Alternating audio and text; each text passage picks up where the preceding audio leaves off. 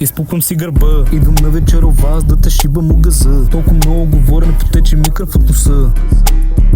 Ебал съм те в газа, мъие се от панелката. Наказан си от това и да седаш на пейката. С леко рецеке и викаме му слейката. Един шамари, после викаме линейката. А на братлето не му пречи, че е слелката. Изчакай да го сметна, вадя си елката. За да го запаля, взимам си дрелката. Здравейте господине, правиме ли сделката?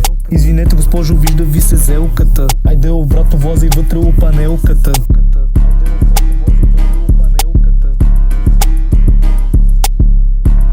Всичкото тук е рил, брат.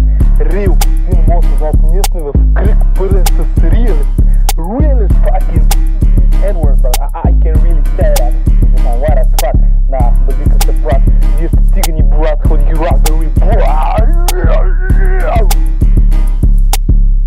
Разберете, бе. Този бит. Не, сте слаби хора. Вие сте слаби хора. Това всичко е за 18. Трябва да на 18, че да мога да спарате и да разберете всичко, бе, братле. Дай ми кеша, дай пари, дай пари. Госпожа Мадона, леко бръкаш ми огащите и фащаш ми питона. Боската ти е дебела, кът на баюбчо бидона. Указателя съм те кръстил госпожа Слона. Отиваме у село, цъкаме сварка у салона.